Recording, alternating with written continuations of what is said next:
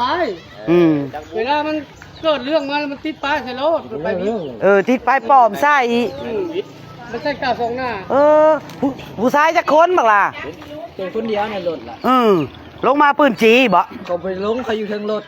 ลงไปกี้น้อยจกไม่ใช่เขาเลยสู้ละขี่รถไปละค่ะรถอันนั้นบ่จีว่าจีให้ขึ้นรถบ่ลูกบ่เอาเขาขึ้นรถ มันขี่80มันก็รถเฮาเนาะ คือเห็นข้างแม่บอก ลูกเฮานี่นำมา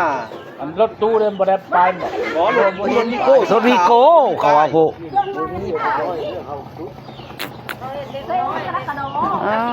ว่านั้นเด็กน้อยมากเขาขายถุง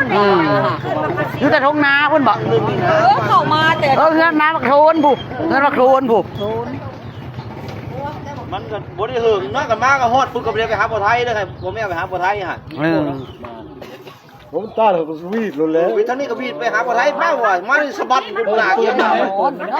มันจนตาแดงอะมันยาน มันขึ้นแฮะจะซื้อกันมันไปตามพังตัวมันนี่มันก็เซ็ตอะไรอันนี้มันแฮะ ทางมันเข้าบ่ได้ยิงหมด แฮะไปทางศพนี่ บ้านนี่ก็ แค่เข้าบ้าน แค่เข้าบ้านแล้วมันเที่ยวคืน รถเก่าเขาจอดเขาโค้งกับหลัง มันยานพอมา แม่นน้อยกว่านี้แล้วแม่นเซ็ต เหลือคิดว่ามันมาโลดแล้วก็ถือว่า ทันมัน80มันไหลเหยียบเอา คือว่ามันเสียรักแล้วมันจัง มันโค้งแล้วมันได้ซะ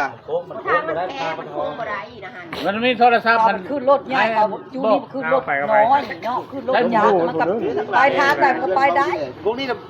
ออกมาก้อนในบ่าวนี่ออกมาก้อนนี่กับลูก ไปหาป่า เนาะบ่ต้องการบ่เห็นตรงนั้น โบ น่ะ ริเฮ็ดเขาเลยอัน บ่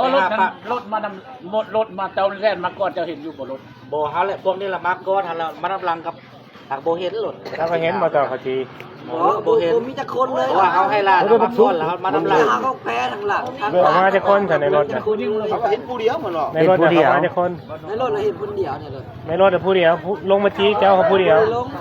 อยู่ในรถไข่แหวนออกนะบ่าวแล้วละจี้แต่ถึงรถผู้มันบ่ได้ลงมาซ้ำ บ่คู่จุนี่ซึ้งกันนะ รถบีบแก่เขาไล่พูด โอ้หลายคนมา ลักษณะคือแบบว่าโยมก็บ่จะมาดูน้องบิ๊กว่า